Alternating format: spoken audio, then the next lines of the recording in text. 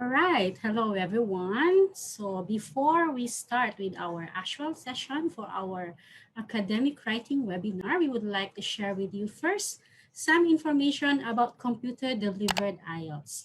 So for those who have already registered, please watch and then you will learn a lot of information on what you can do during the computer delivered IELTS test, what are the navigations, and what are the advantage of taking a computer-delivered IELTS test.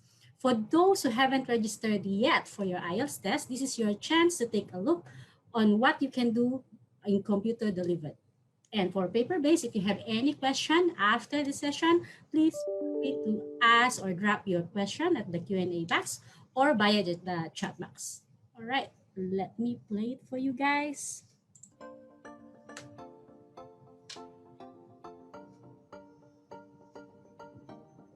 Welcome to our computer-delivered IELTS Tutorial 1. This tutorial will show you how to complete and prepare for computer-delivered IELTS. For each section, there's a clock at the top of the screen, which tells you how much time you have left. For the reading and writing tests, the clock will turn red and flash when you have 10 and 5 minutes left. The tests will automatically stop when the time finishes. The instructions for each part are in the box at the top of the screen. You can use the navigation bar at the bottom of the screen to move from one question to the next. Click on the number to go to that question. You can also click on the forward arrow to go to the next question, or the back arrow to go to the previous question. When you have answered the question, a line will appear under that question in the navigation bar. You can click on Review if you want to look at the question again later. The question number will be shown as a circle. You can review and change your answers at any time until the end of the test. Click on the yellow arrow if you want to make the navigation bar smaller. You can use the scroll bar to see all the questions. In each of the tests, you can change the screen settings. To do this, click on the Settings tab at the top of the screen. You can change the size and color of the text.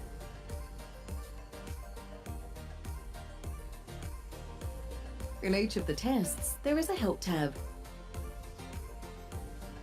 If you click on the Help tab, this will give you information about the task you are currently doing. If you click on Test Help, you will see information about how the test works.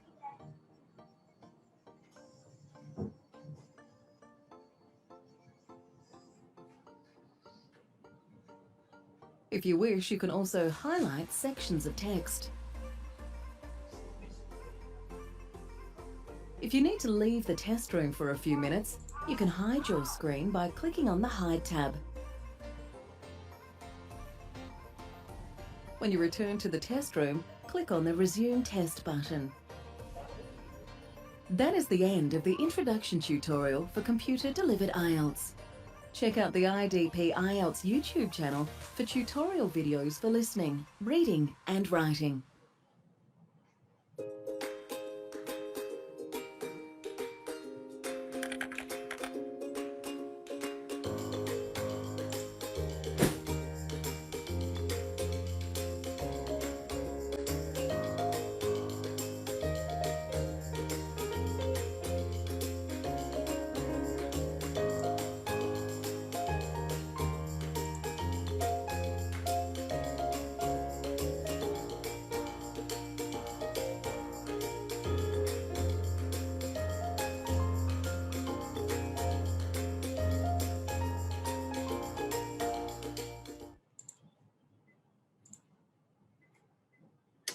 All right, so we will continue later with more tips about the reading and writing.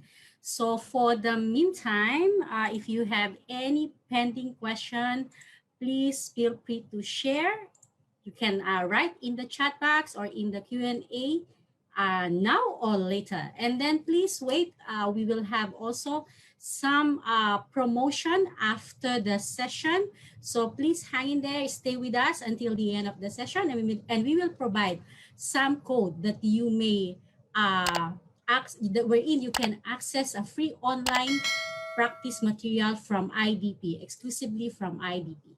Okay. So once again, good afternoon, good evening, everyone, and thank you for joining us tonight. So my name is Lilette, and I will be your main host and main moderator for tonight, together with my other co-moderator, which is Sarah from Singapore. So welcome to our free IDP IELTS Succeeding in Academic Writing webinar. So this webinar focuses on writing, task 1, academic, and task 2. So with our IELTS expert today, by the end of this webinar, you should be better able to gain tips and strategies on how to maximize your IELTS academic writing score. And also, you will learn from our IELTS official expert who will guide you and answer your questions towards the end of the session. So if you are joining us today via Zoom, feel free to leave your question in the Q&A box. And if you are following along with us on Facebook Live, please share your questions in the comment section, and I will read this out to our IELTS expert towards the end of our webinar. So without further ado, let me introduce you to our IELTS tonight. So he has been teaching English since 2008, specializing in exam and IELTS preparation for various age groups. He enjoys helping students improve in both public speaking as well as academic writing. So currently, he is pursuing a master's degree in bilingual education from the University of Birmingham. So without further ado, let us welcome Reith from Cambodia. Over to you, Neil. Good afternoon, everybody. Can you hear me? Yes. Excellent. Okay. Thank you very much for the lovely introduction, Leila. And good afternoon, everyone. So hopefully you can all hear me clearly. Can you just pop a yes if you can hear me clearly in the chat box, please?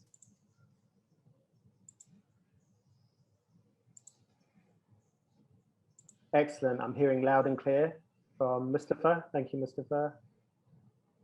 Yes, clear. Thank you. Okay. So we're going to be using the chat function during this webinar. So make sure you have your fingers ready on the buttons. And also during the webinar, if you do have any burning questions that I haven't answered, or if you'd like to find out a bit more about a particular topic or subtopic, do let us know. So as Leila mentioned, I'm going to be your host. My name is Reith. I'm currently an international school teacher, but I've been training IELTS candidates for many years. So hopefully I can pass on some of my experience to you. And the focus today is going to be on academic writing, primarily on task 1, but we'll also touch on task 2 as well.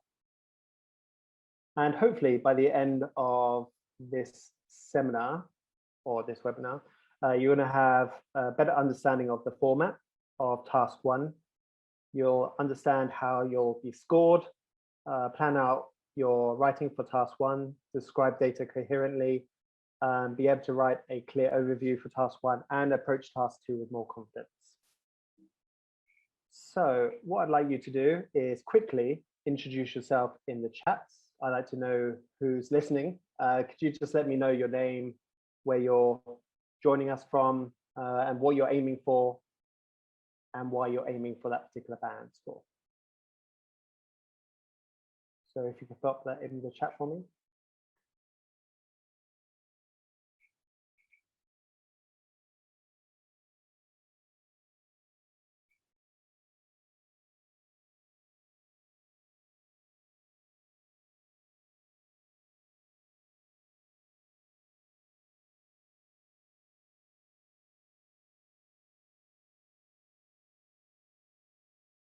Hi, Leon.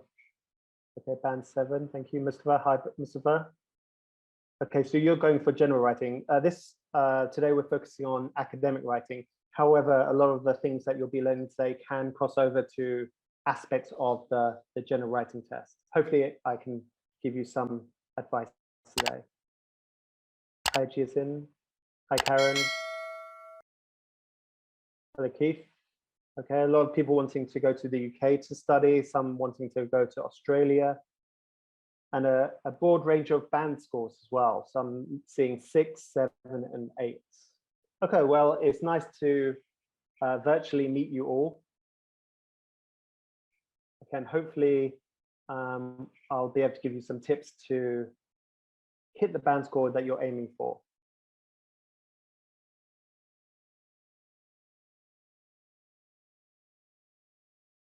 As I mentioned, and as Lala mentioned, if you have any burning questions during the webinar, there is a questions panel where you can type in the questions and the co-hosts will attempt to answer them clearly for you. And if not, there'll be time at the end of the session where I'll answer some questions. So first of all, let's start with a quiz. So what I'd like you to do is in the chat box, I'd like you to put A, B, or C. You don't need to write sentences, just write A, B, or C. So the first question of the quiz is, how long does the IELTS writing test last?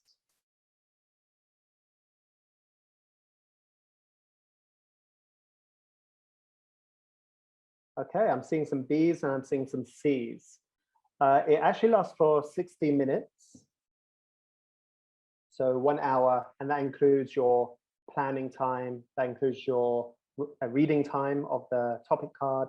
So you only have 60 minutes. So when you do practice at home, you need to train yourself to write under time conditions and within a 60-minute time frame. So the answer there is C, 60 minutes. Question number 2. How many tasks are there in the writing test?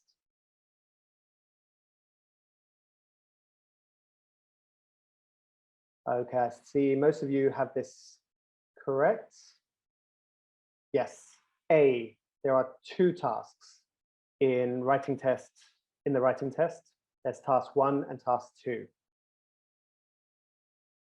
And that's the same for the general test as well as the academic test.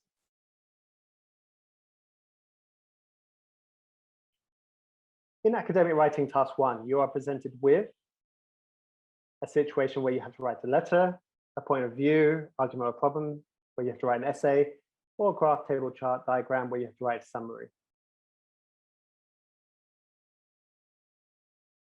Excellent. So remember, today we're focusing on academic writing task 1. So the answer there is C. You have to describe, explain, or write a summary for a graph, table, chart, or diagram. If you were doing the general writing test, you would be asked to write a letter. And a point of view, argument, or problem is usually in task 2. So the answer there is C. Okay, in academic writing task 1, how many words do you need to write?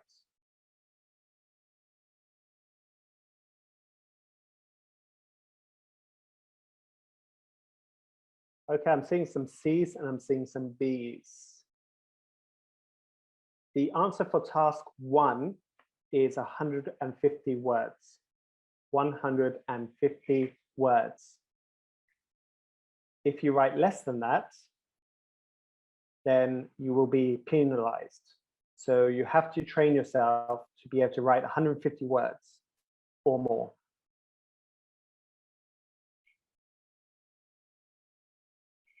In academic writing task 1,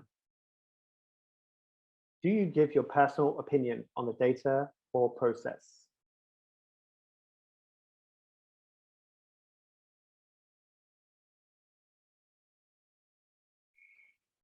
Good, I'm seeing B's, lots of B's, and I'm seeing only a couple of C's and maybe 1 A. I would like to stress this, no. So the answer is B.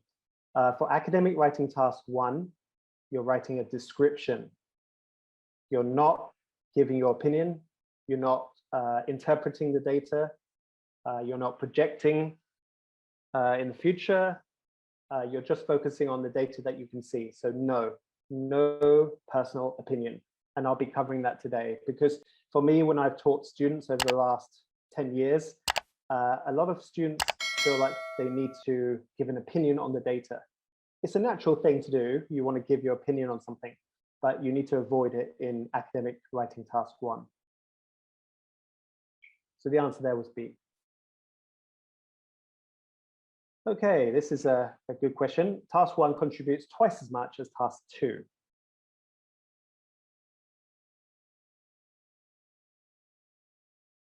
Excellent. I'm seeing B's, which is the correct answer. Task 2 contributes twice as much.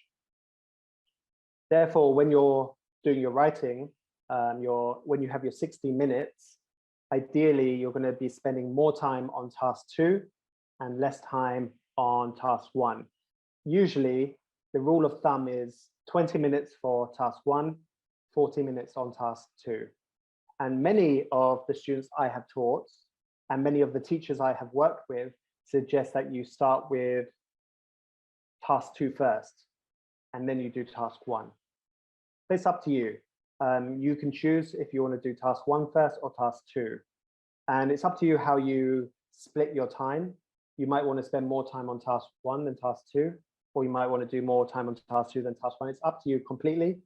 But over the years I've taught, most teachers have said 20 minutes for task 1, 40 minutes for task 2,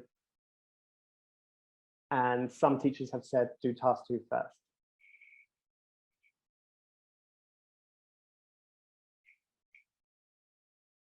Okay, next question. How many words do you need to write for task 2?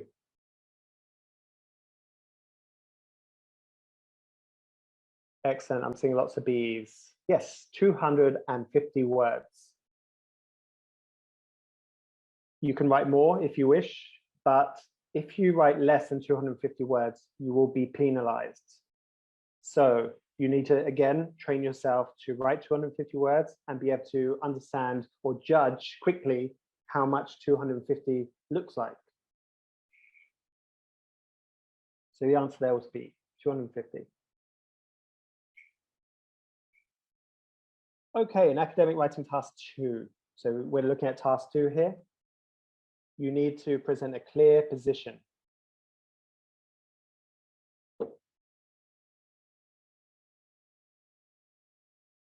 Good, I'm seeing lots of A's.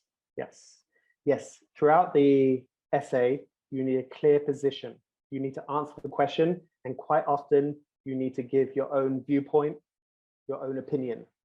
You have to read the question carefully and answer what the question sets out for you to do. Okay, and like I said, if you have any questions, do pop them in the question panel and the team will try to answer them later. Thank you for joining in that quiz. I hope that wasn't too stressful. Okay, so we're focusing on writing. And as I mentioned, you have 60 minutes for 2 tasks. And today we're focusing on academic. So if you are doing the general test, your writing task will be slightly different. But today we're focusing on academic. And you'll have 2 tasks. Task 1, as I've mentioned, will be a graph, table, bar chart, pie chart, or diagram. And task 2 will be an essay. So this is what a task 1 might look like. So you might get a graph. Quite often it will feature 2 sets of data, usually, that you have to compare and contrast. Now, of course, this isn't definitive. There are other task 1 types. As I've mentioned, there's bar charts, there's line charts, and there's pie charts. Sometimes you have a mix of charts. And sometimes you have a diagram where you're not necessarily describing data, but you're describing the process. Unfortunately, we only have a limited amount of time today. So we're going to be focusing on what I believe is the more common one, which is the data.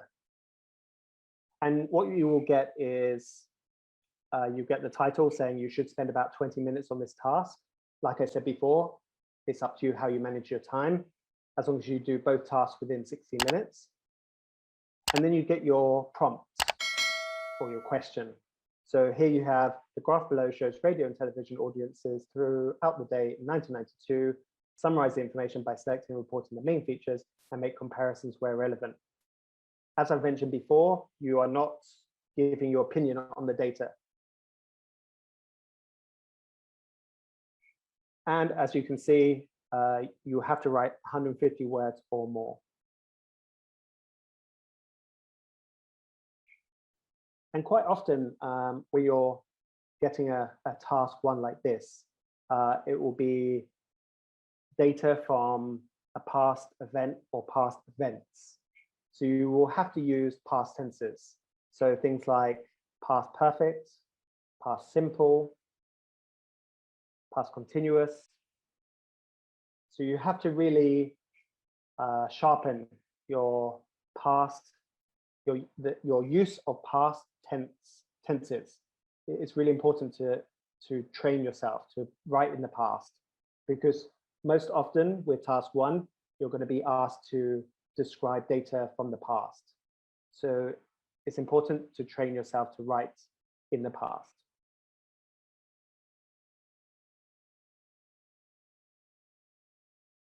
So how will you be scored?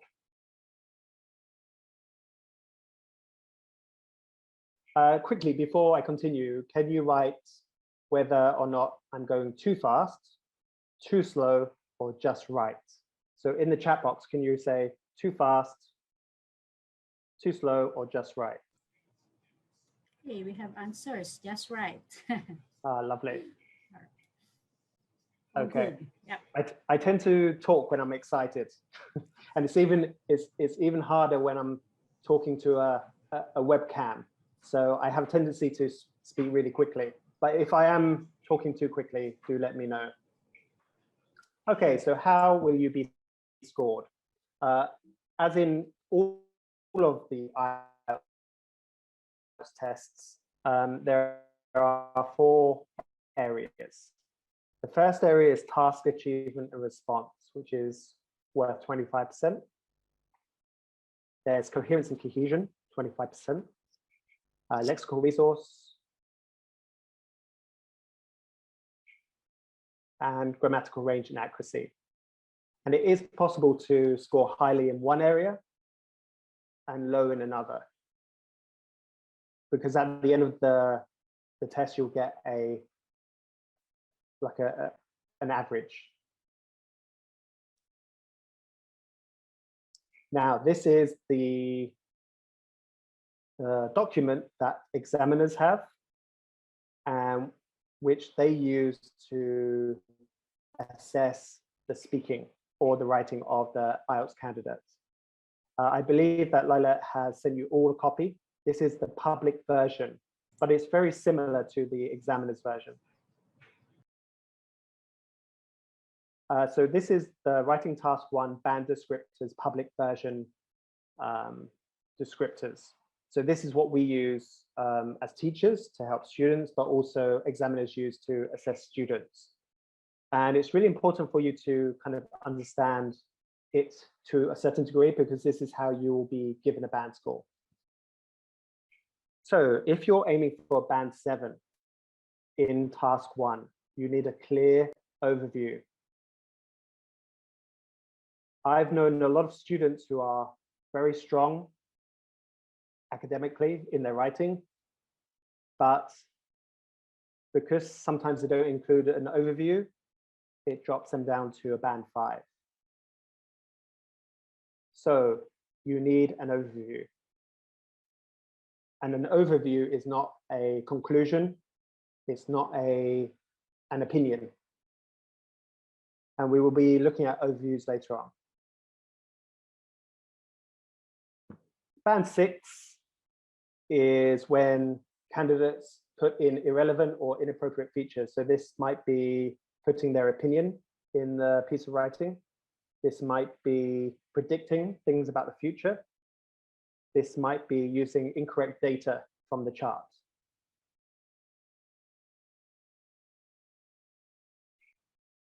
Band 7 for coherence and cohesion. So if you're aiming for band 7 in this area, you're going to be using cohesive features. So words that link sentences together, signposts to help the reader go through your reading, your writing, and language to help with the flow of the language.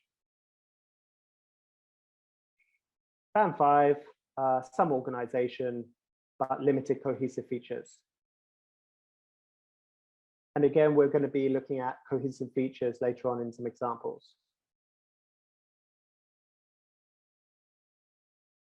For lexical resource, lexical is just another way of saying vocabulary, but it's a bit broader than vocabulary. And for band 7, you're going to be using sufficient vocabulary and collocations. So this is vocabulary specifically for describing data.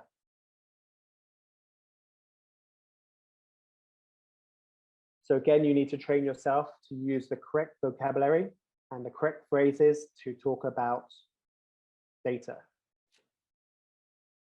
Band 5, there'll be noticeable errors with your vocabulary and possibly a limited range, maybe repetition of the same words over and over again.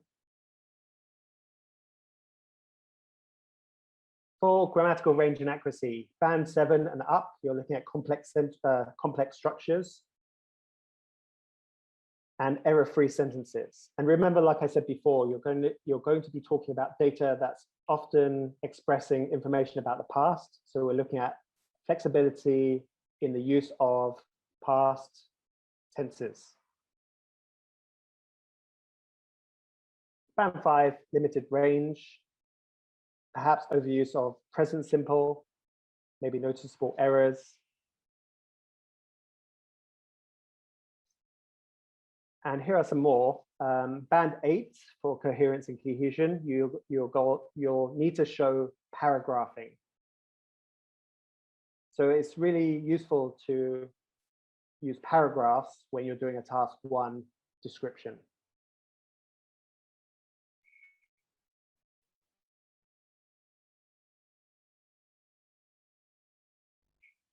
Big piece of advice based on the band descriptors. Band 5 in task achievement means no data. A lot of students will describe the graphs or the charts. They will describe it very, very well. They will use great vocabulary, great lexical resource, excellent grammar, will have cohesive features, but they forget to include percentages or numbers from the charts or from the graph. So it's really important to use data.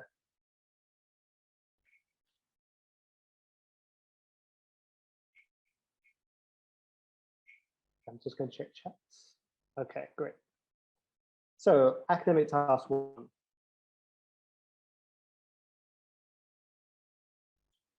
So as I've mentioned, for task 1, often you will have to summarize in your own words information presented in a graph, table, chart, or diagram.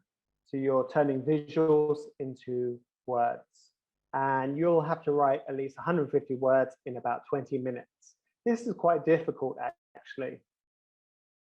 So you need to train yourself to plan for 2 or 3 minutes and write for 13 minutes or 14 minutes, and then some time at the end to check for errors and to reformulate sentences. So you need to train yourself to write under 20-minute time caps. And you need to be strict with yourself as well.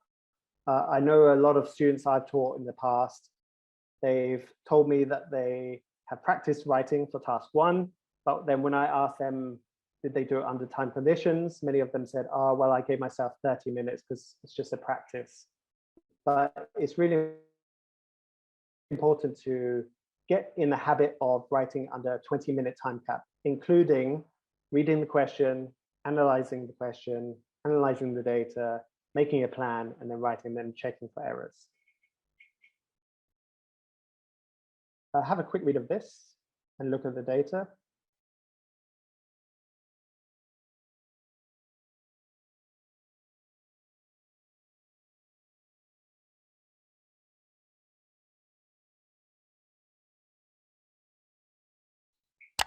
So this is a possible example of a task one you might get.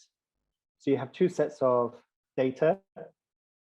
The chart shows the number of Japanese tourists traveling abroad between 1985 and 1995 and Australia's share of the Japanese tourist market. You need to summarize the information by selecting and reporting the main features and make comparisons where relevant. And as I've mentioned before, you are not to make a judgment or give an opinion on the data. So before we start, what I'd like you to do is in chats, I'd like you to think of some vocabulary, so lexical resource. So can you think of any useful verbs, collocations, or phrases to describe the charts that we can see about the Japanese tourists? For example, an increase, slight drop. Could you put those in the chat for me, please?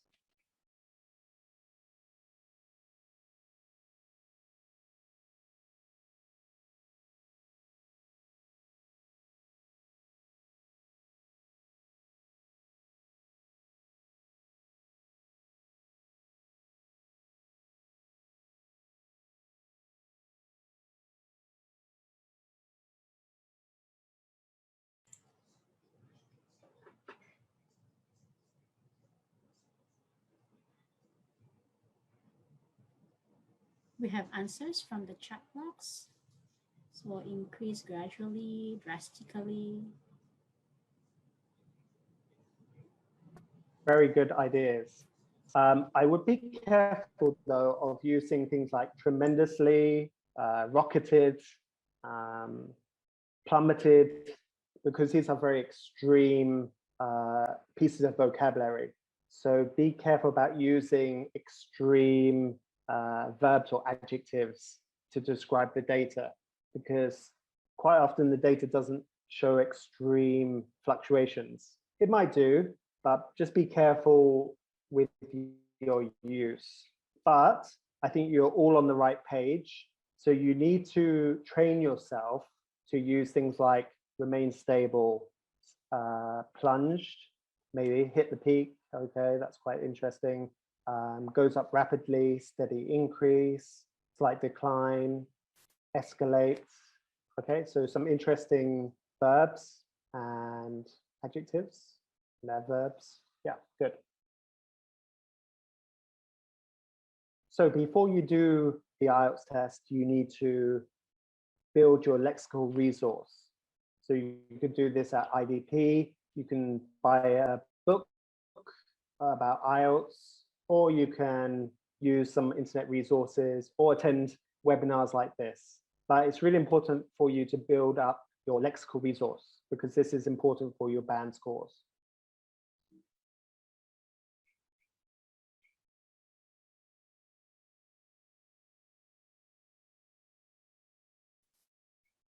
IDP suggests 3 rules when you write a task 1. So you write the introduction, highlight key features with figures. With figures is important because this is part of your task achievement. And write an overview. Again, really important for task achievement. So 3 to 4 paragraphs, I would suggest for task 1.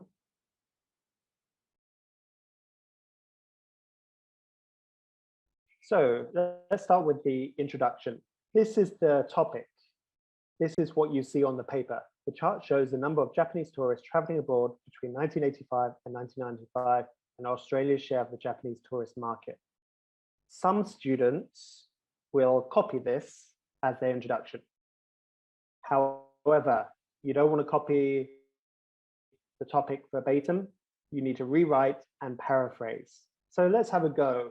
I'd like you in chat to try to paraphrase this topic, but you shouldn't add anything new. So I want everybody to try to paraphrase this topic and put it in chat for me, but don't add anything new to it. And when I say don't add anything new, I mean, don't add any more information. You can change the words and so on, but don't add any new information.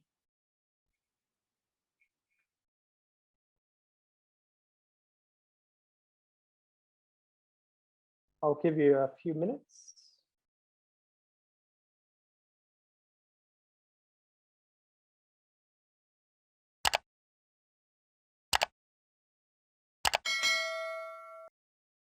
If you've just joined us, please look at the topic and paraphrase it, please.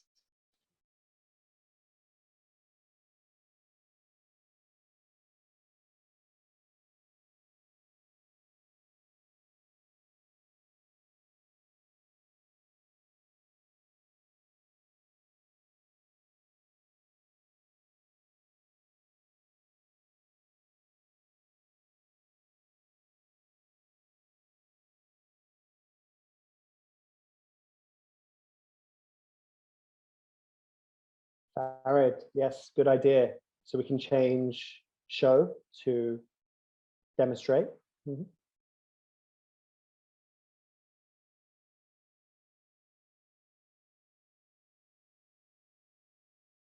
Susan, I like the idea of during a 10-year time period. Lovely.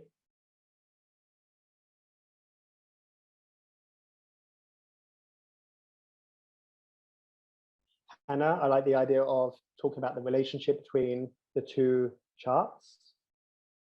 I see illustrate, good. Ah, Farid, yes, we can use a decade instead of 10 years or 1985 to 1995. The graphs illustrate how many Japanese tourists travel, good. Yes, I think you've all got the idea. Thank you for your ideas. So the important thing is that you don't copy the topic and that you paraphrase it. And most importantly, don't add anything new. Because remember, if you're adding anything new, you are adding irrelevant information, which might detract from your band score. So stick to the topic and paraphrase it. So think about how you can change words like show, how you can change words like tourists. Okay, here's an example.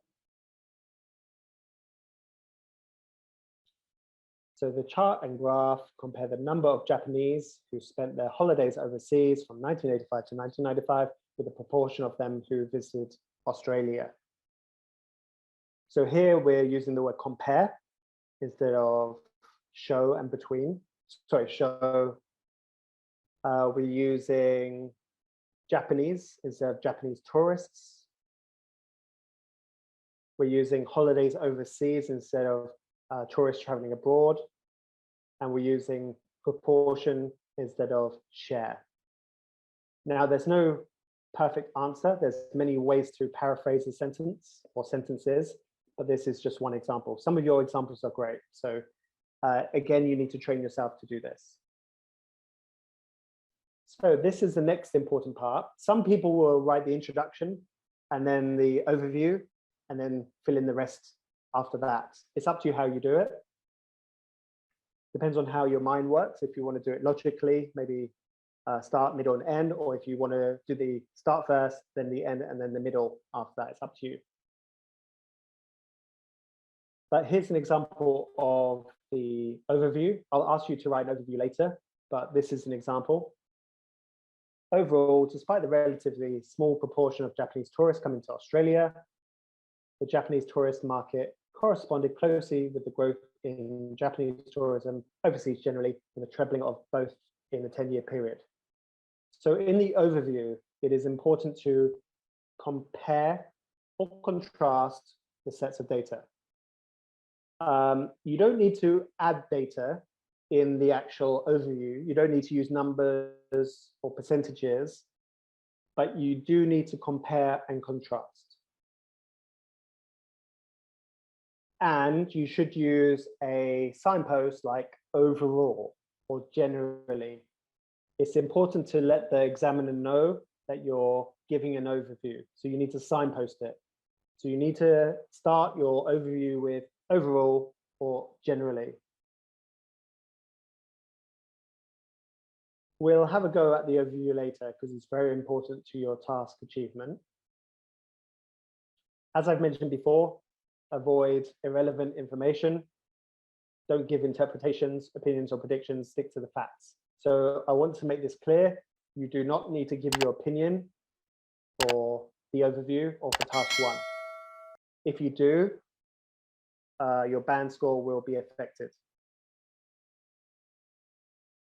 So stick to the data, compare and contrast. So the middle part. So we've done the start, we've done the end, now the middle part. Many people I've taught like to do one paragraph for the middle section, but for me personally, I like to split it into 2 sections. So I'll have one paragraph describing Japanese tourists traveling abroad.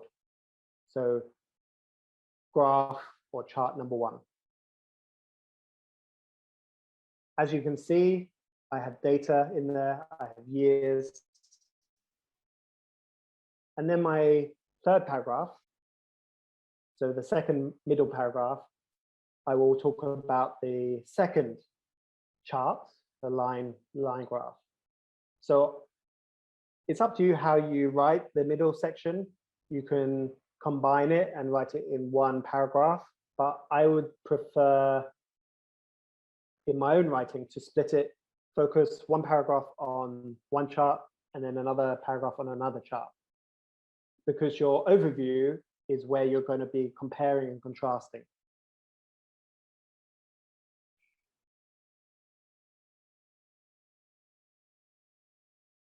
And as you can see, I've included percentages and years.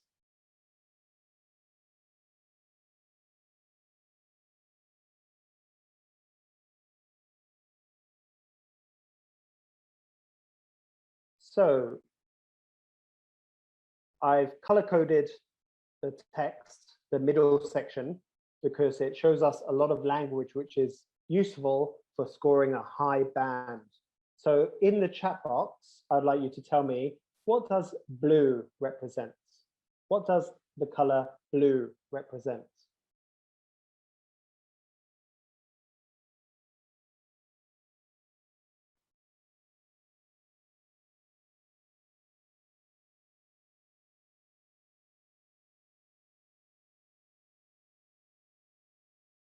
Yeah, most of you have said time or years.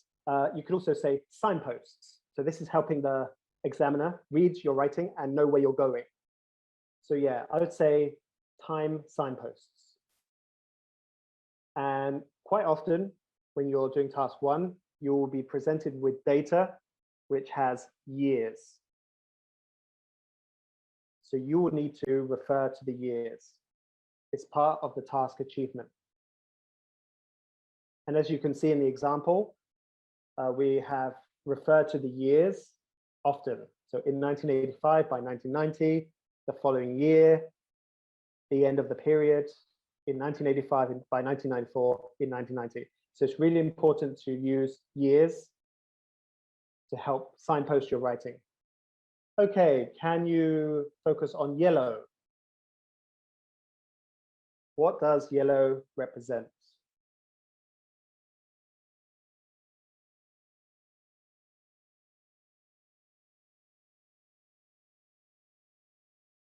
Excellent. Many of you have got similar answers, so proportion, data, numbers. Yeah, great. So as you hopefully remember,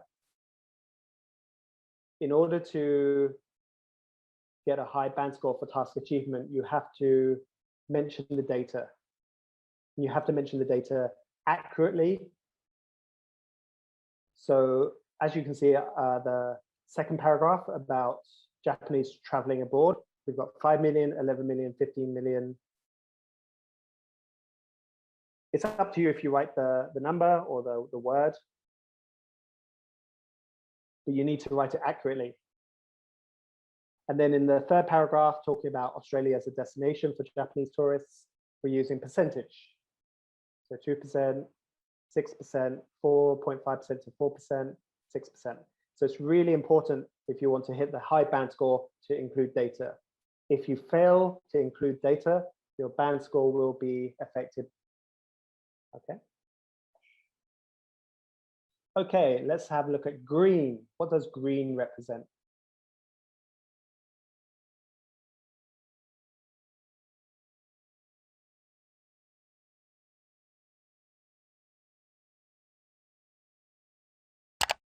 Chung Liao, I think you're the fastest there.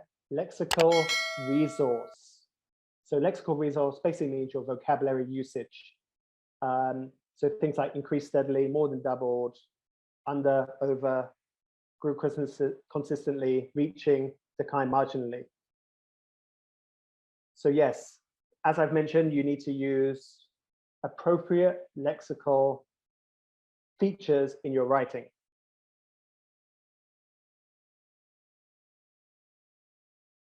And when I have used verbs, I've used it in the past simple. So again, you need to use it accurately as well.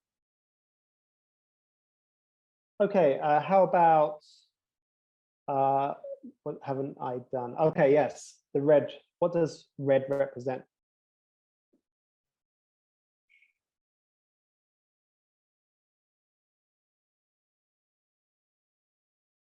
Yes, some of you said linkers, some of you said coherence, linking words, comparison, yes. Yeah, so the red words, the words highlighted in red, these are your cohesive features. These are your phrases or words that connect sentences and connect ideas. So after which, apart from, when, while, apart from, after.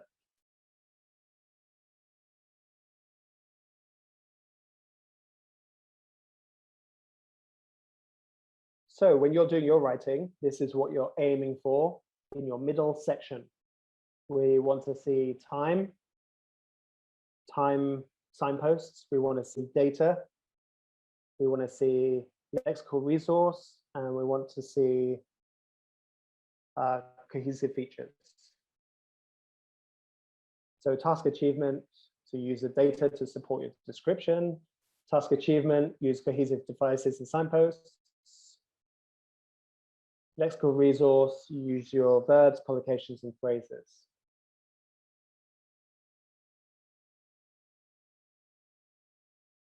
So this is what it looks like in full.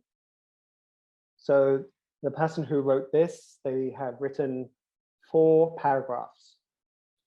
Now there's no strict rule on the number of paragraphs you need to write for task 1. Some people don't even write paragraphs. But if you don't write paragraphs, that means that you can't hit an 8 for the coherence and cohesion. I would suggest you use paragraphs, but it's up to you. For this person, they used 4 paragraphs. If you want, you can use 3. I've seen some people who use 2 paragraphs. I think 4 is a good number, and this is what it should look like. You have your introduction, which is paraphrased from the topic given. So we're not copying the introduction. And we're not adding anything new to the introduction.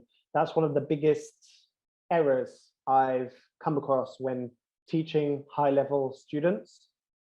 They'll paraphrase the topic, but they'll also include some additional information, which then becomes irrelevant, which then leads to the band score being affected. So stick to the topic, but paraphrase it. The second one is the description of, oh, sorry, I think that's gone the wrong one. So actually, this person here has put the overall statement, the overview, as a second paragraph.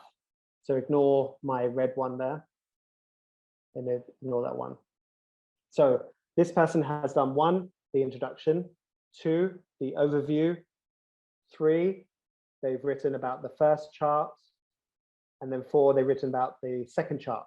Now, in my experience, the overview can go after the introduction, or it can go at the end. I personally would use it at the end because it's a kind of a logical ending to a description, but I think it's up to you. So this person has done introduction, overview, chart 1, then chart 2, or you can do introduction, chart 1, chart 2, overview. So the second paragraph can be moved down to the bottom, but you still need to have it somewhere in your task 1 description. So here's a review of the band scores for task achievement.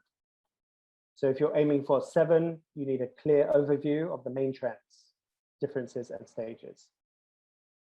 If you're hitting a band 6, you have an overview, but you might include irrelevant, inappropriate, or inaccurate information, so that you might be giving your opinion or missing some information there. And band 5, you're missing your overview, or there's no clear overview and no data. I think that's quite clear, quite important, no data.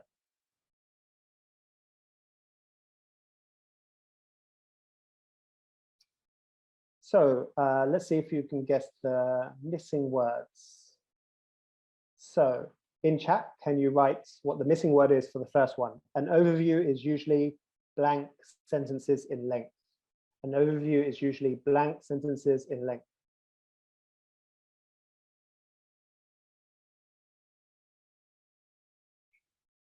Good.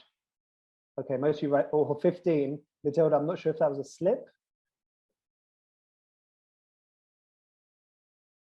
Okay, good. So most of you got it correct. So your overview should be 2 to 3 sentences in length. Okay, an overview is usually 2 to 3 sentences in length and is simply a what? Is simply a what of the main. Yep, very good. Summary.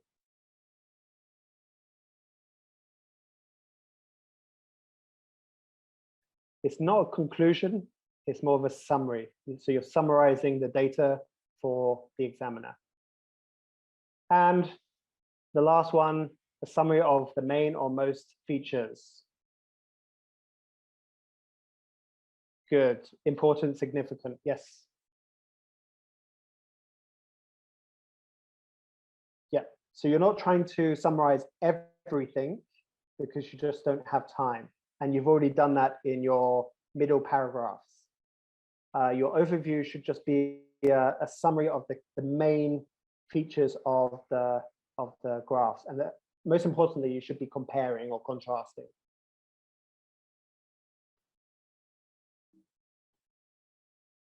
And just to clarify, do not give your own reasons for the data or the trends. So for example, Japanese people visit Australia because it's a lovely country. That may sound a bit strange to include, but people do include that in their writing. Don't predict the future. So don't say by 2020, Australia will be the #1 destination for Japanese tourists. The examiner doesn't want you to write that. That would be that would not be on task. That would be off task. And don't introduce data or evidence not expressed in the charts or graphs. So don't start comparing Japanese tourists with British tourists or Japanese tourists with Australian tourists. You're focusing just on the data that you can see.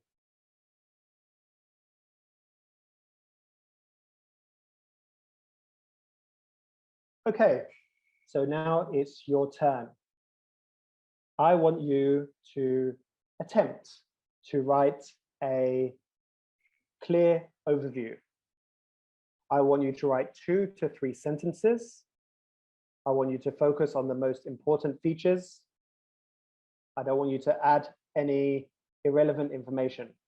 I'm going to show you a chart or graph, and I'm going to give you 5 minutes to add your overview into the chat box.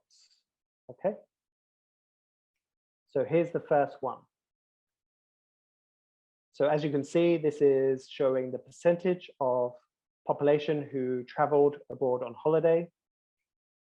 It's showing the years 2002 to 2012, and it's showing 4 countries: France, Germany, Spain, and UK. So your 5 minutes start now.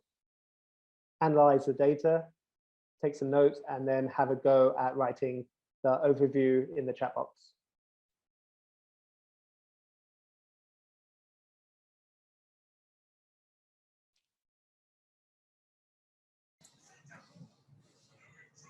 Hi, Neil.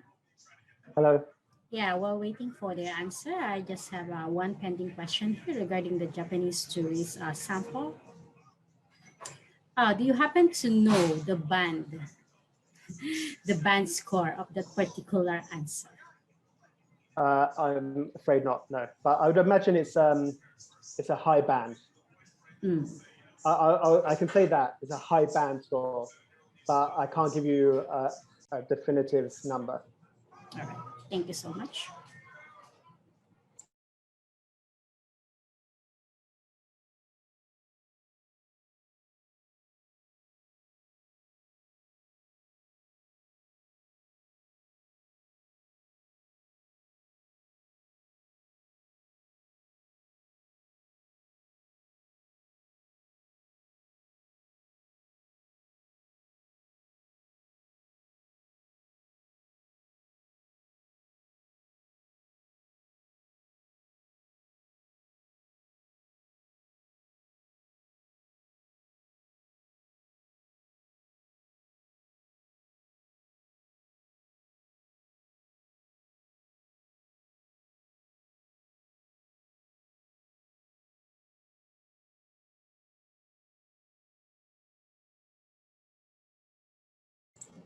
Hi, Kea. Yes, please write the overview. Yeah, if you just joined us, we're looking at the bar chart, which shows the percentage of population who traveled abroad on holiday over a few years, over a decade, and it's showing 4 countries. What I'd like you to do is give an overview of the main features, comparing and contrasting the information.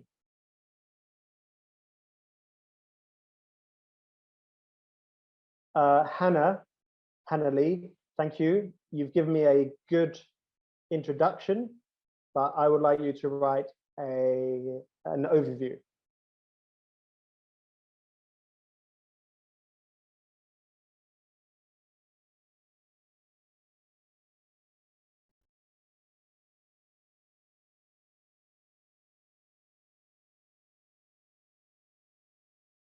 Leon, that's a nice overview. You've got overall to start with. You're talking about all 4 countries. You're saying that they're in sync in terms of increases and decreases. That's a little bit vague. You probably need to be a bit clearer there, but you've got the slight decrease in 2012. So that's a nice overview. For Hannah, that's good attempts, but you probably need to add a bit more information. Patanan, you probably need to add a bit more information there.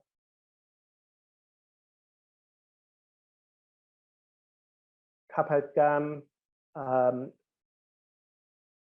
yes, that's okay, that's good attempt, but you need to add a bit more information.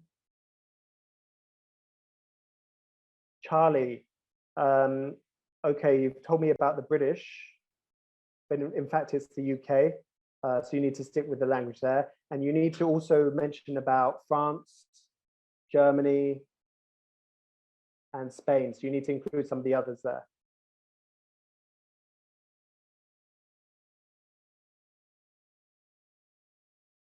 Chanrot, that's a very lovely overview.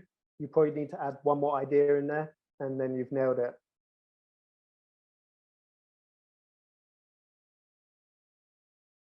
Simon, you probably need to add a bit more information there. That's not, you need to compare more.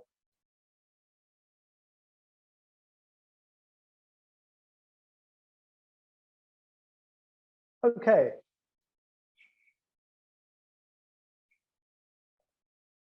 Let's have a look at the example. So as you can see from the example, we have overall. There was an overall increase, overall. So this is the key signpost that the examiner is looking for. So you need to use something like overall or in general, just to let them know that you're writing your overview. So there was an overall increase in the number of provocations from 2002. So I think many of you had written that in your examples. All of you have mentioned that there's an increase, which is good. Some of you mentioned the decrease after 2010. So that's another important thing. However, trips abroad decreased slightly after 2010 for all countries. Generally, in each year, a similar percentage of people from each country took overseas holidays. I think some of you mentioned that as well. Someone said all countries were in sync. But this is the key sentence, which some of you didn't get, except for in 2006, there was a big difference between France and the UK. So that's what you're looking for. You're looking for that key piece of information to contrast the data or to compare the data. So you're looking at the over and you're focusing on like the key thing from the data as well. But I think most of you were on the right page. So we're getting there, which is important. And most of your overviews look well signposted as well. So well done. Okay, let's have another go. I'm going to show you another chart, and I want you to do exactly the same. I'm going to give you about 3 or 4 minutes. I want you to analyze it, look for the main trends, the main features, and then write an overview, 3 to 4 sentences, 2 to 3 sentences, 3 to 4 sentences. Okay, there you go. So as you can see, men and women in further education by the thousands. And then at the bottom, you have the years. So it goes from 1971 to 1990 to 1991. And then on the left, you've got the males. On the right, you've got the females. And then full-time education is the black, and then the gray is the part-time education. So what I'd like you to do is have a go at writing a clear overview for this, please.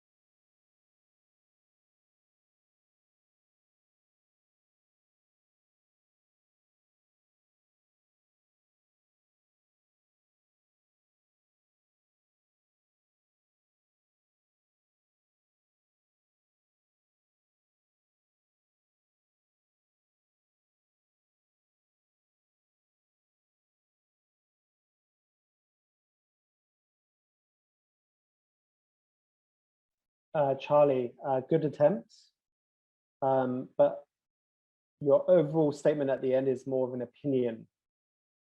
So when you're saying show little interest in taking full-time education, that's more of an opinion. So avoid that. Hannah Lee, nice. You started off with in general. You said there's a huge difference.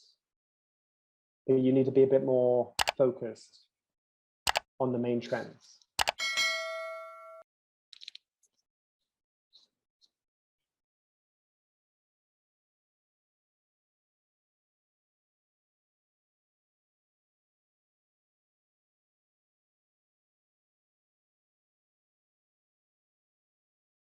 Susan Cosby, lovely. So yeah, Susan, I think you've managed to tick every box. Well done. Shoko, I'd probably be looking for a bit more information there.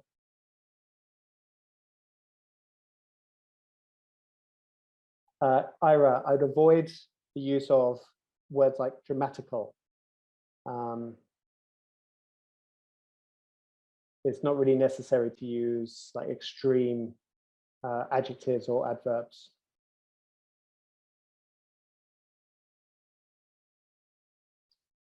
Kapagam, nice attempts.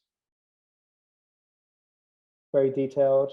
I would say to you, Kapagam, to include overall or in general, just to signpost your paragraph.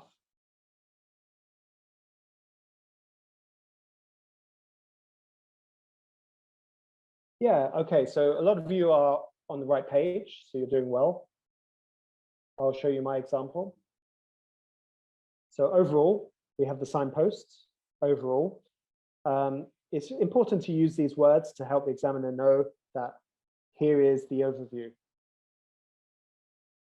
So overall, there was an increase in people attending full-time education, full-time further education over the 3 decades. So if we look at the black, we can see an increase for the males and increase for the females.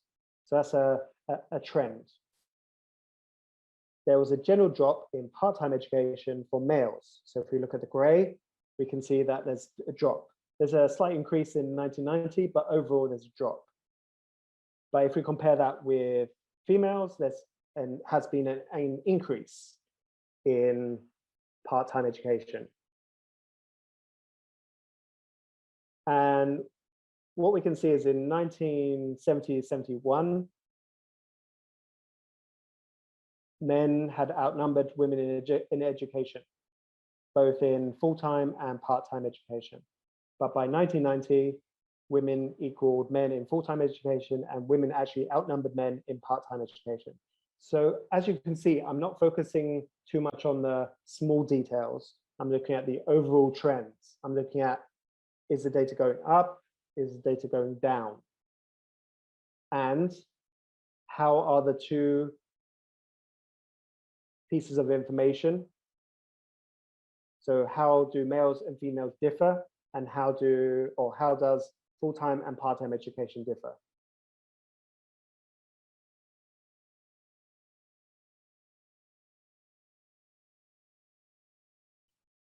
To write an overview, it takes a bit of practice because not everybody is mathematically minded.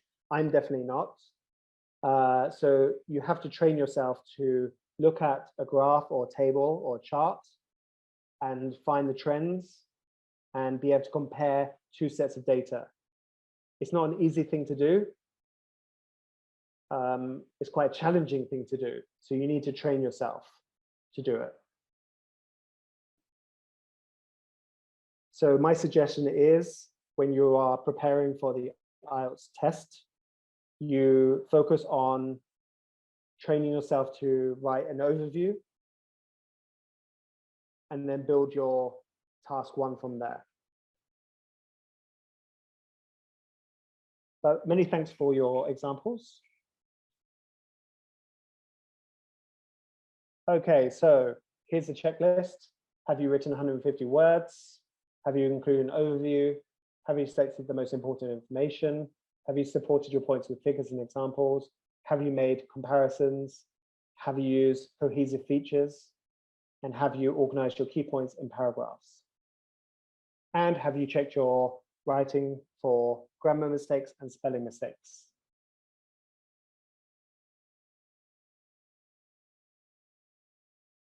And as I've mentioned, task one, many people make mistakes by not including figures or data. Some people try to interpret the data and give their opinions, and some people try to describe every single piece of data in the graph or the table. So try to avoid that. And some people don't write an overview. Okay, we're briefly going to have a look at task 2 writing. We don't have a lot of time to focus on this, but if you're interested in learning more about academic writing task 2, do join our IDP webinars, because quite often the experts will cover task 2 at one point in the future. Or you can have a look at some of the old ones. There are a lot of old webinars that have been recorded and are free to access on the IDP Facebook page.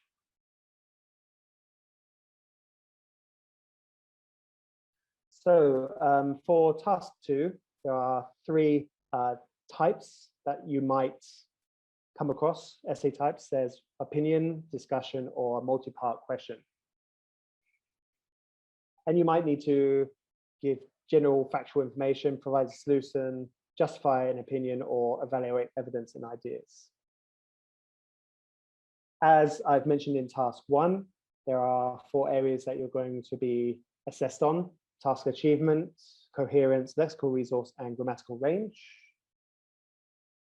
And here is the descriptors again. I believe that Lilette has shared with you the band descriptors, so you should have a copy of this. But this is really important to understand how you will be scored for task 2. So band 7, if you're aiming for band 7 in task response, task achievement, you need a clear position. So you need to answer the question fully and often give your opinion. Band 5, unclear position and no conclusions drawn. So you might write an essay, but not really answer the question fully, and you might not conclude your essay either. So be careful of that, because that could hit you and you could go down to a band 5. Again, cohesive features are important. So these are the words that link your ideas together and signpost your paragraphs and your sentences. Band 5, no paragraphing, lack of organization. Sorry about the spelling error there, my bad. Band 7, you're going to be using less common lexical items. Remember, you're writing an essay, so you're looking at like a formal register. Try to avoid slang. Band 5, noticeable errors. Band 7 for grammatical range, few errors, complex sentences. Band 5, frequent errors. So there is a big difference between a band 5 and a band 7. You can have a look at this in more detail in the PDF that Lilette has sent you.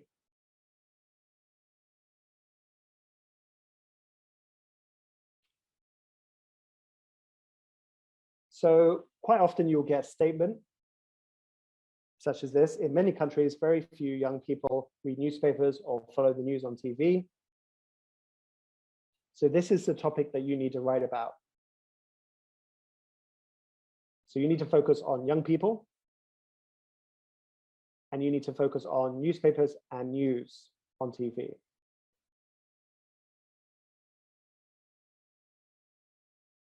So you need to talk about the problems and the reasons for the problems, and you need to give some suggestions. So this is a 2-part essay. Some people, when they do this, they read it so quickly that they miss one of the questions, and then this affects their band score.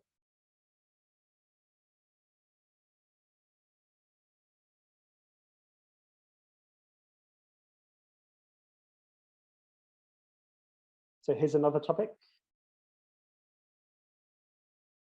So here you have two sides. Some people think that there are things that individuals can do to help prevent global climate change. And others believe that actions by individuals is useless and irrelevant.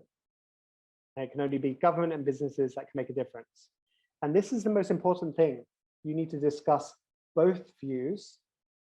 So you need to talk about the people who think something can be done by the individual and why individuals are useless and irrelevant, and it can only be government that can take action.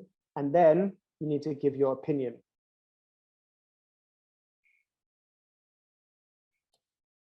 And you need to stay on the topic as well.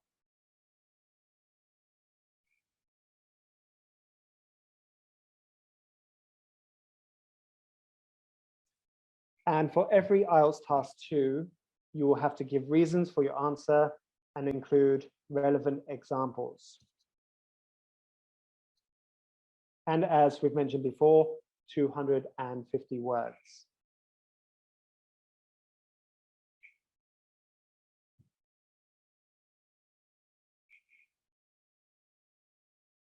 So here's a discussion and opinion essay. So you have two sides.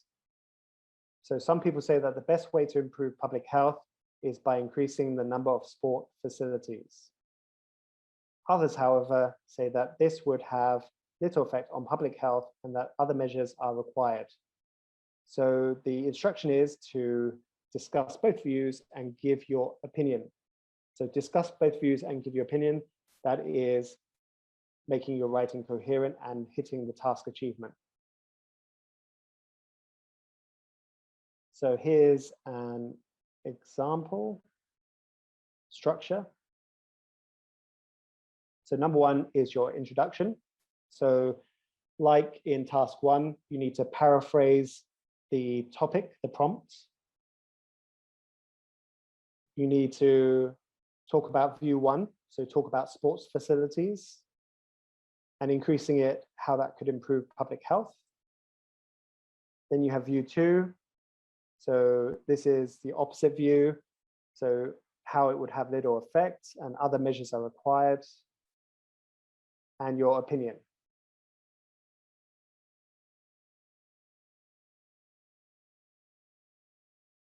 So a 4-part essay with a conclusion at the end.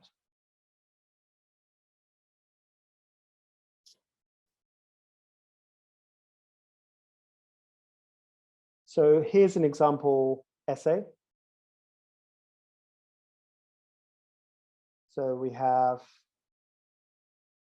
the topic paraphrased.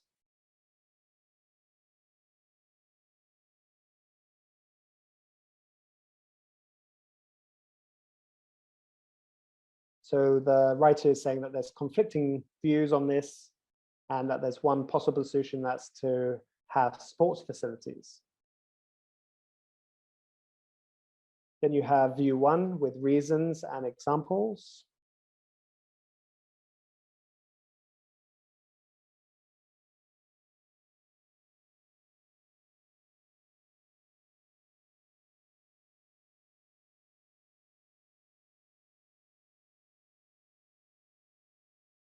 Here's view 2.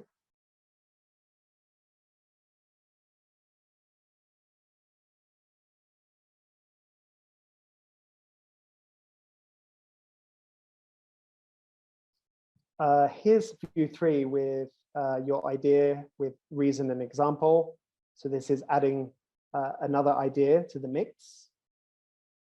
So this person is writing about how high tax penalties on high-fat food products and other vices could improve people's health.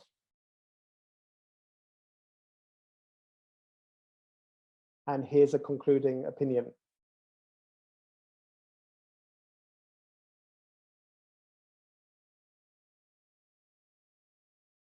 So if we go back to the question, some people say that the best way to improve public health is by increasing the number of sports facilities. So that's your first view that you need to respond to. Then the opposite view is that this doesn't have any effect and other measures are required. That's the next view.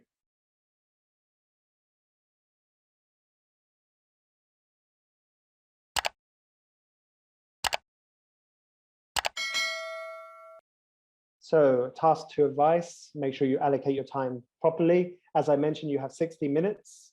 So most people spend 20 minutes on task 1, 40 minutes on task 2. As I've mentioned, for task achievement, you need to decide on your position and express your view clearly, give examples and evidence, have a paragraph outline with a clear focus, 4 or 5 paragraphs. Use a range of vocabulary and grammatical structures, analyze the task and write relevant content, cohesive features. Don't use bullet points or numbered lists. And have some time just to quickly check for errors. Again, you need to train yourself to write formally and in a logical order. And you need time to practice approaching IELTS style task 2 questions as well. So there are many resources available with IDP. So you can go to YouTube, you can do free practice tests. You can go on the Facebook page, there are many videos. So if you want more information about task 2, I had to race through it a little bit because task 1 took quite a long time. But if you're interested in task 2, you can go onto the Facebook page and there are quite a few webinars available that you can watch. There's also an official IELTS practice test online if you want to have a go at your writing, reading, speaking, and listening. Okay, so my time is 6:50, 10 to 7 in Cambodia. So I'm open to questions. Thanks, Neil. So we have a pending question here. First is about writing task 2. So about the example given, is it a comment with pros and cons? I think the one that refers to is the problem and solution essay. So quite often you'll be given a problem. You have to explain the causes of that problem and then give some solutions. But there is a pro and con type essay as well. But we didn't cover that today. Thank you. All right, next one. Could I add my opinion in paragraph of view 1 and view 2, or should I make a separate paragraph for my opinion only? Well, for when you're writing an essay, if we're looking at task 2, the best way to do it is write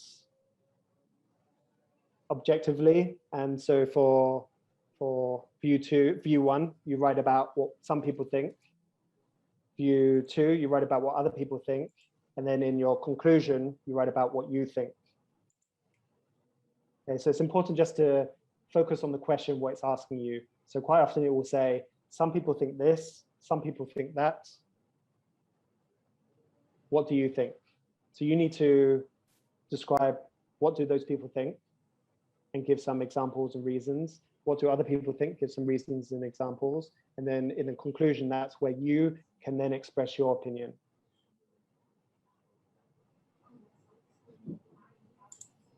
Thank you. Okay, next question. In body paragraph 2 and 3, can we write in 2 lines about our point of view, saying that we agree with this view or disagree with what others says? You could if you wish. I tend to say that paragraph 2 and paragraph 3, you're describing and you're giving reasons for a particular viewpoint of other people. But if you would like, you can add a sentence to say you agree with his point and give your reasons for that. But I suggest keep that for your conclusion.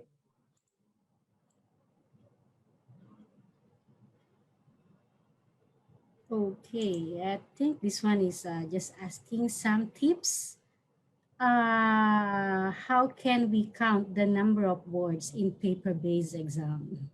Oh, I think most people write in the same way every time they write. So some people write with 6 words per line, some people with 10 words, some with 12. Usually you have an average. So what you can do is then count, once you've worked out your average per line. So for example, you might say, usually I write about 7 words per line. Then you times that by the number of lines that you've written.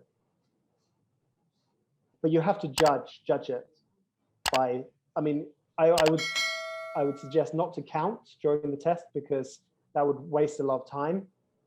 So what I recommend is you work out how many words you write on average per line and then count how many lines you've written and then times that. Thank you. That was cool. I think this one I would like to share my my opinion, Neil, about the next question. The question is, does penmanship matters at paper-based tests? Okay, during the listening, reading, and writing, before the start of the reading and even writing component, there is an announcement saying that clear handwriting is important. So I guess that answers the question. Okay, next question, Neil. For the agree-disagree question, do we have to make a 1 paragraph for the opinion, or we can add our opinion in the conclusion? Well, usually quite often you'll have to talk about both sides, and then you give your opinion at the end whether you agree or disagree.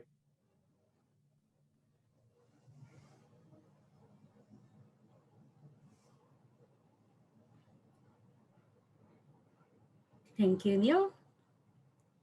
And the last question, I guess, is it okay if we exceed the number of allowed words in the writing task? That's fine. To be honest, it's quite hard to write huge amount of words in task 1 and task 2 because of the time constraints. But so your focus should be on writing more than 150 for task 1 and more than 250 in task 2. Thank you. I think that's all. Okay, I think there's one more. I'm so sorry.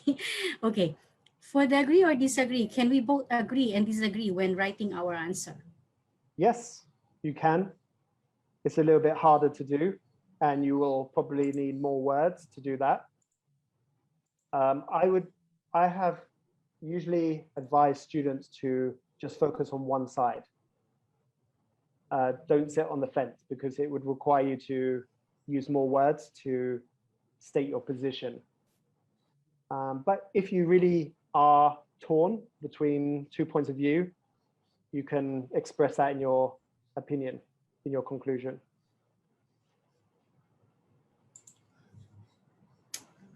Right, I think that's all for the writing part.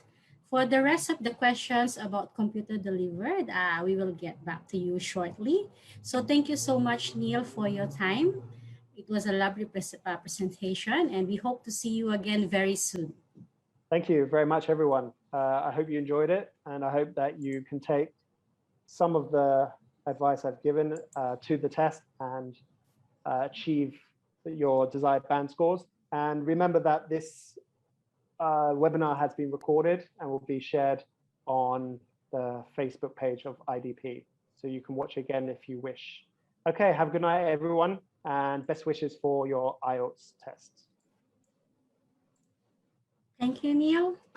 Okay, so for those who are waiting for the computer delivered reading and writing tips, Please stay with us. I'm about to play the video now. Thank you.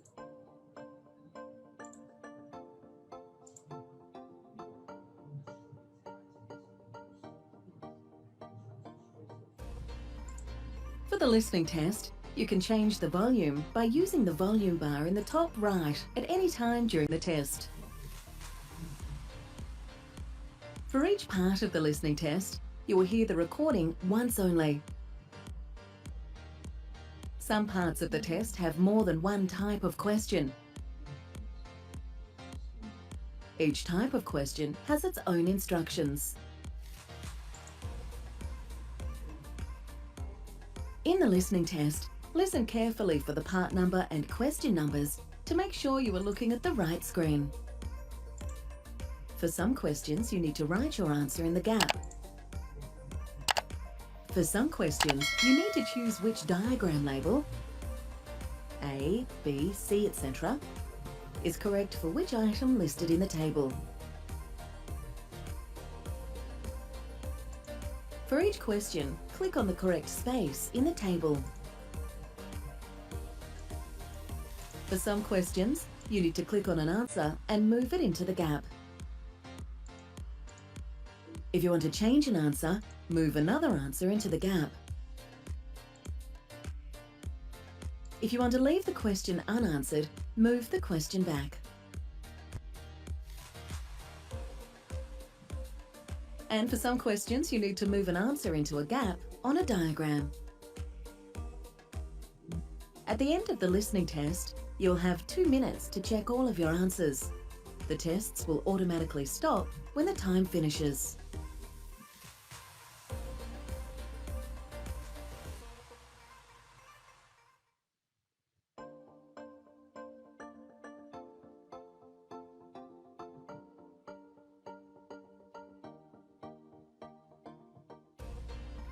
In the reading test, the text appears on the left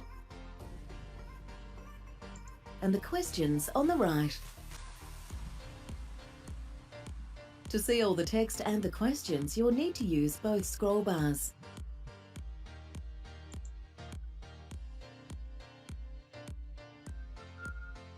For some questions, you need to choose an answer. If you want to change your answer, click on a new answer. If you want to leave a question unanswered, click on the answer again. To look at the next question, just click on the question itself. For some questions, you need to choose more than one answer.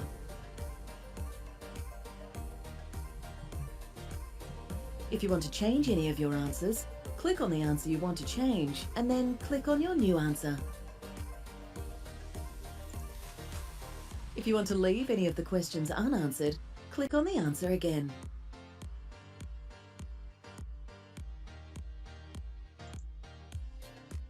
For some questions in the reading test, you need to choose which paragraph or section contains the information listed in the table.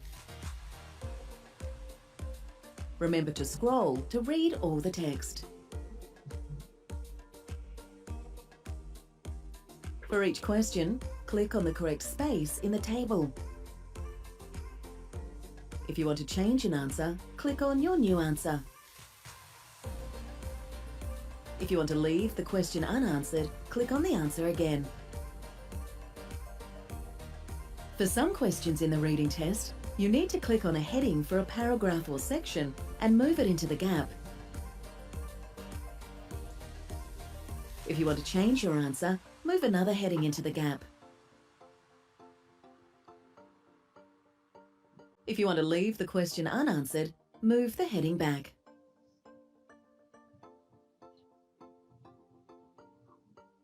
And for some questions, you need to write your answer on a gap in a diagram.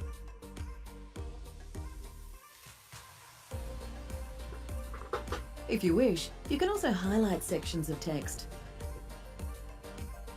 To do this, left-click and drag your cursor over the section of text or question you wish to highlight. Then right-click and select the highlight option.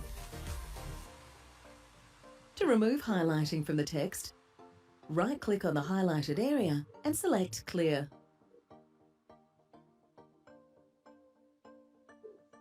If you wish to remove all highlighting from the screen, right-click on a highlighted area and select Clear All.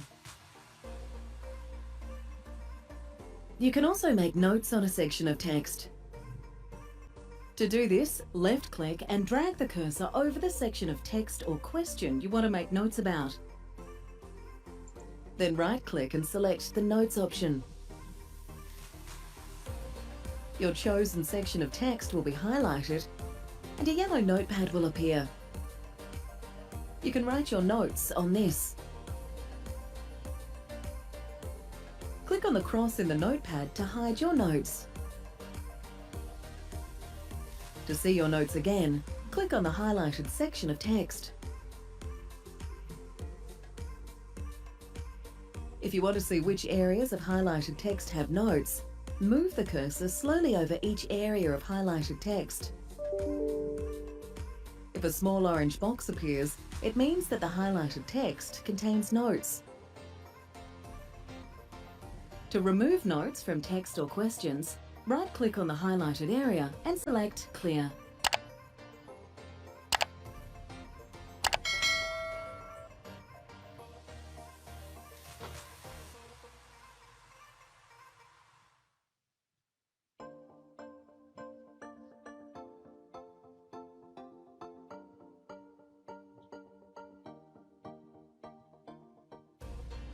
There are two parts to the writing test, Part 1 and Part 2. You can answer the parts in either order. You write your answer in the space on the right of the screen.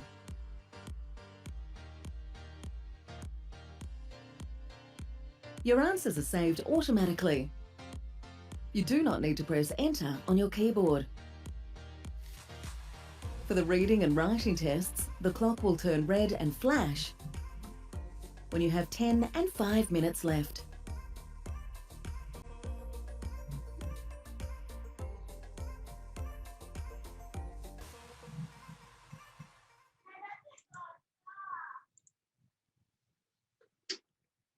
Okay, so that's all for our computer delivered. Any question that you have, guys?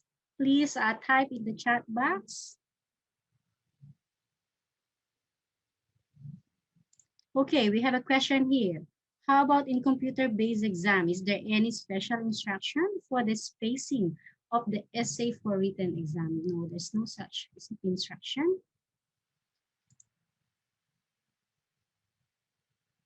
Okay, all IELTS part will cover in one day only, speaking, reading, writing, and listening. It depends on the test center where you are taking your test. So majority of the test centers in Southeast Asia, you will have your IELTS test, all the components on the same day. However, there are some test centers who are conducting speaking tests 7 days before or even 3 days after the test. Okay, so for those who are not yet registered with us, okay, you have the chance to enjoy our Macquarie online practice material, all components for free.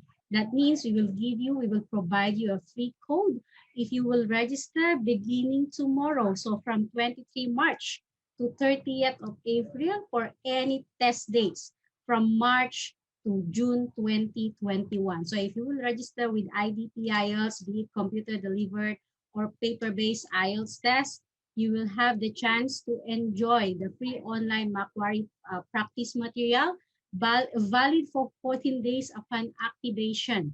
So what you need to do, just register and then drop us an email. So tomorrow you will receive an email from us and you will have to give us the code, the Southeast Asian one. Sorry, the code is SEA IELTS 2203. So it's SEA IELTS 2203. That will be the code that you need to share with us after successful registration.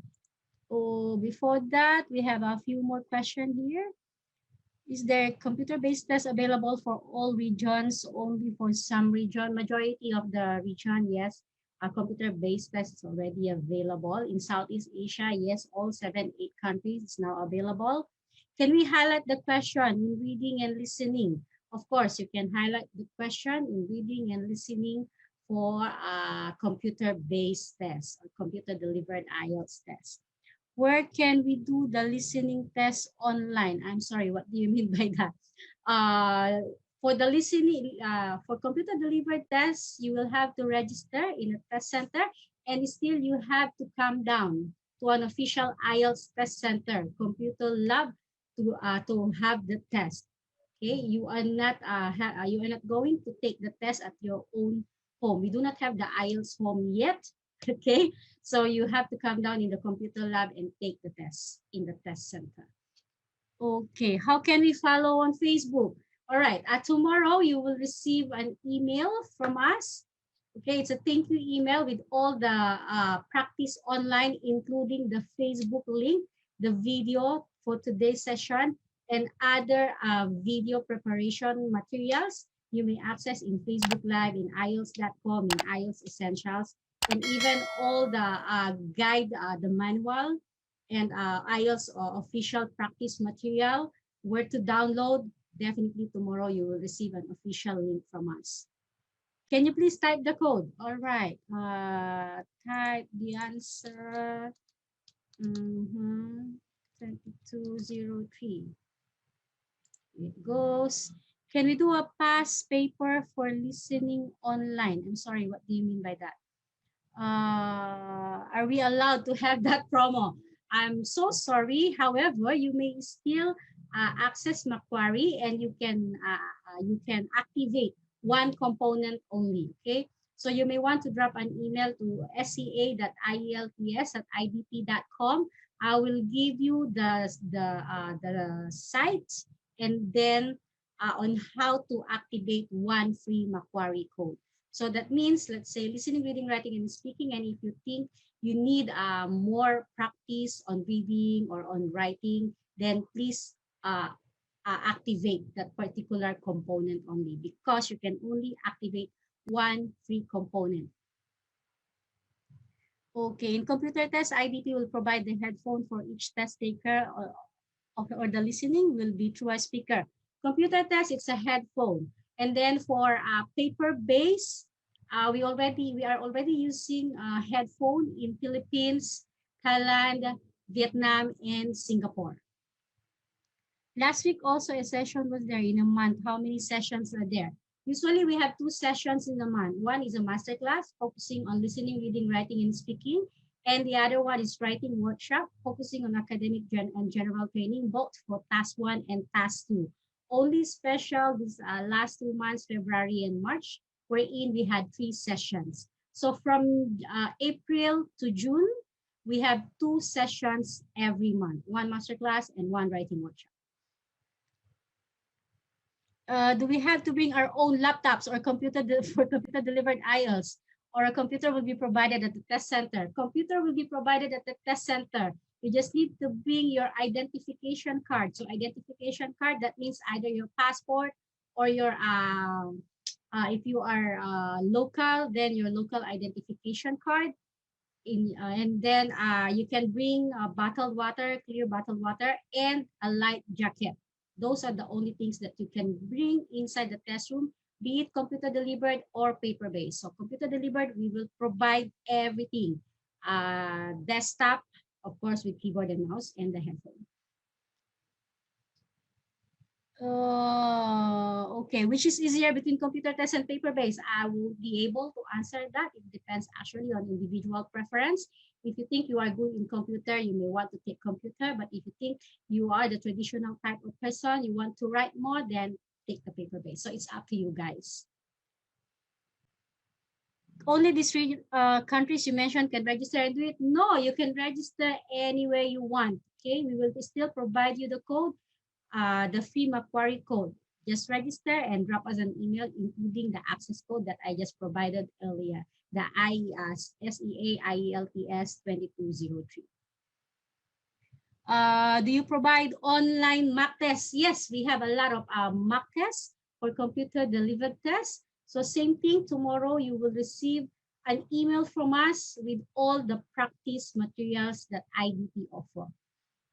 Okay, for computer test, if you want to write something during reading or writing, IDP will provide the paper and pencil, or we have to provide it by ourselves. Okay, majority of the test center in Southeast Asia, we are providing the pencil and eraser, be it for computer delivered or paper-based. And then both for computer delivered and paper-based, you will receive a paper wherein you can use it as your scratch paper while answering on the reading and writing component. Right. I would like to cite that for listening, okay, I just want to cite the difference between computer-based and delivered test. For listening in paper-based, you have to write your answer in the question booklet and you will be given 10 minutes to transfer your answers in the answer sheet. However, for computer delivered, you only have 2 minutes to review your answer. So we highly suggest to write your answers right away for computer delivered, even though, yes, scratch paper is still provided. And then for the reading and writing paper base, you can write on your question paper, but on computer delivered, you will be given a login detail. So before the start of the test, an invigilator will distribute your login details. So you need to write your username and password, and then you can use the back side of the paper as your scratch paper. So write whatever you want. The examiner will not check that paper. Any advisable attire during the exam concerning room temperature in the testing area, Philippines? Okay, it depends. We highly suggest please bring a light jacket. Okay, dress something that is you are comfortable with, presentable, and bring a light jacket just in case it's get colder in the test. Okay, I think that's all for tonight. Thank you so much, guys, for joining us.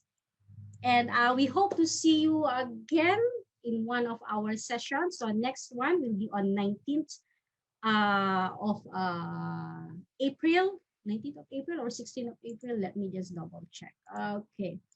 Yes, it's 19th of April. It's masterclass. So masterclass focuses on listening, reading, writing, and speaking with one of our IELTS experts. So thank you and best wishes for those who will take their IELTS very soon. Good night, guys.